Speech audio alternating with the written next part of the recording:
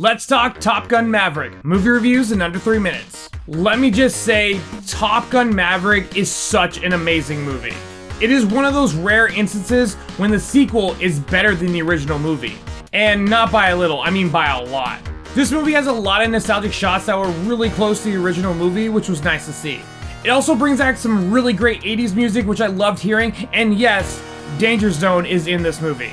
And don't worry, it's not all nostalgia that's helping this movie. Heck, I mean, most of the nostalgic parts are in the beginning of the movie. Tom Cruise's performance in this was seriously so amazing, and same with Miles Teller, he did a fantastic job in this. With standouts in Monica Barbero and Glenn Powell.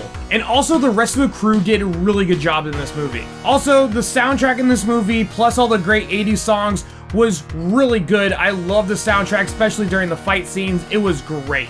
Let's talk about the look of this movie, and gosh, the cinematography in this alone was so beautiful.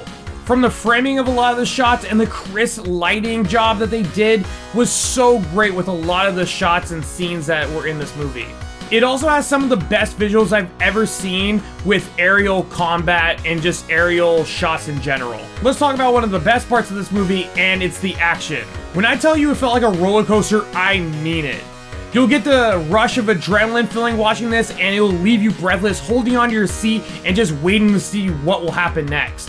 The finale in this movie has some of the best action I've seen in recent movies in a long time.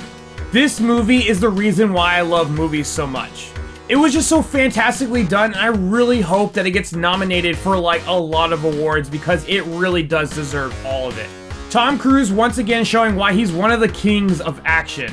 He's 59 and still a badass. The fact that him and a lot of the other actors flew a lot of the planes, and how Tom Cruise like not only owns 2 planes, but he pulled off most of his own stunts is incredible.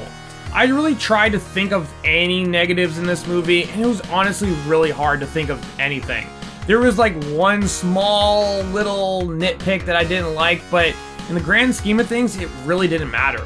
This movie is definitely worth watching in theaters, and I'm definitely going to go watch this again. This is why I give Top Gun Maverick a 9 out of 10. If you guys like this review, hit that like button. If you guys want to see more, hit that follow button. And as always, thanks for watching.